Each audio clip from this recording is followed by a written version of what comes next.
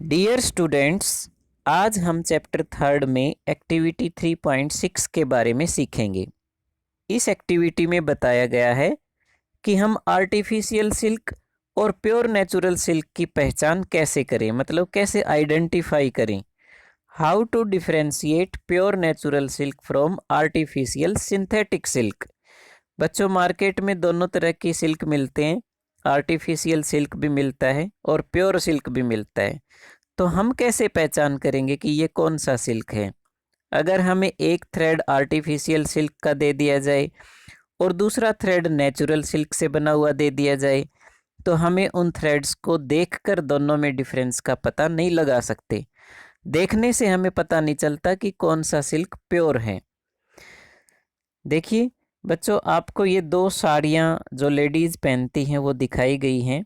Artificial silk से बनी हुई साड़ी है, प्योर सिल्क से बनी हुई साड़ी है, लेकिन देखने में हमें एक जैसी लगती हैं। देखने से पता नहीं चलेगा कि ये कौन सी साड़ी प्योर सिल्क की है।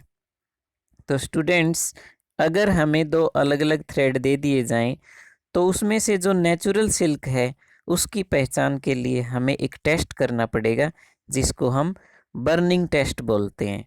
बर्निंग टेस्ट की हेल्प से हम पता लगा सकते हैं कि कौन सा थ्रेड प्योर नेचुरल सिल्क का है और कौन सा थ्रेड आर्टिफिशियल सिल्क का है। इसके लिए हम दोनों जो कपड़े हैं, दोनों जो धागे हैं, उनको अलग अलग बर्न करके देखेंगे, उनको जलाकर देखेंगे। बर्न करने से दोनों धागों से जो स्मेल निकलेगी, जो गंध आएगी, उससे हम आर्टिफिशियल और नेचुरल प्योर सिल्क की पहचान कर सकते हैं। बच्चों, इस टेस्ट को हम बर्निंग टेस्ट बोलते हैं। तो ये देखिए, हमने दोनों जो धागे थे हमारे पास, एक प्योर नेचुरल सिल्क है और दूसरा आर्टिफिशियल सिल्क है, उसको हमने बर्न करके देखा। कैंडल के ऊपर दोनों धागों को जलाकर देखेंगे तो इस तरह से हमें देखने को मिलेगा। जिस थ्रेड के जलने से बाल जलने जैसी, जैसे हमारे बाल होते हैं, जब बाल जलते हैं तो वैसी ही स्मेल जिस थ्रेड के जलने से हमें आएगी, महसूस होगी, तो वो जो धागा है, वो जो कपड़ा है, वो नेचुरल सिल्क का होता है। क्योंकि बच्चों, हमारी बॉडी पर जो बाल होते हैं वो प्रोटीन से बने होते हैं और जो सिल्क फाइबर है वो भी प्रोटीन से बनता है। तो बाल के जलने जैसी स्मेल आएगी जिस धागे में से, वही धागा प्योर नेचुरल सिल्क का होता है। लेकिन अगर थ्रेड को बर्न करने पर प्लास्टिक के जलने जैसी स्मेल आए, तो बच्चों इसका मतलब ये है कि वो धागा नेचुरल नहीं है बल्कि आर्टिफिशियल सिल्क से बना हुआ है। क्योंकि जो आर्टिफिशियल सिल्क है वो केमिकल से तैयार किया जाता है, इसीलिए उसके जलने से प्लास्टिक जैसी स्मेल आएगी। ये देखिए, आपको पिक्चर में हमने दोनों तरह के जो सिल्क हैं उनको जलाकर दिखाया है। आप यहाँ डायग्राम में अच्छे से देख सकते हैं। इसके अलावा बच्चों, अगर थ्रेड के जलने पर ब्रिटल ऐश बनती है, मतलब राख बनती है, तो इसका मतलब ये है कि वो थ्रेड नेचुरल सिल्क से बना हुआ है।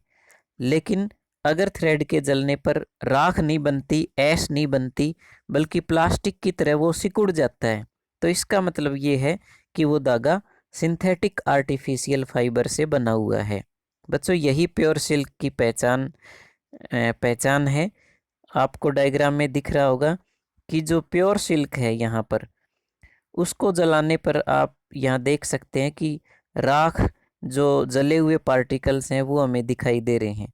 लेकिन जो नीचे फेक सिल्क है, जो आर्टिफिशियल सिल्क है, उसको जब हम जलाएंगे तो ये देख सकते हो आप, इसकी कोई भी राख नहीं बन रही, इसके जले हुए पार्टिकल्स हमें यहाँ नीचे दिखाई नहीं दे रहे।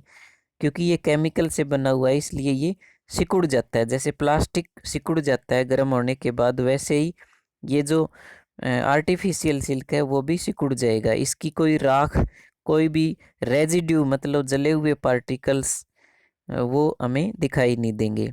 तो इस तरह से हम बर्निंग टेस्ट की हेल्प से जो प्योर नेचुरल सिल्क है और जो आर्टिफिशियल सिल्क है उसकी पहचान कर सकते हैं।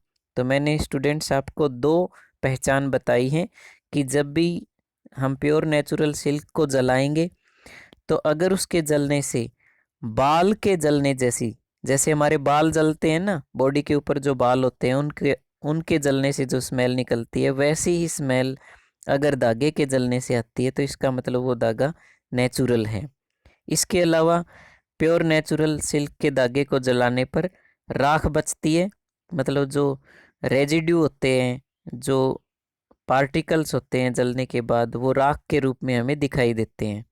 लेकिन फेक जो सिल्क होता है, जो आर्टिफिशियल सिल्क होता है, उसमें ये दोनों पहचान आपको नहीं दिखाई देंगी।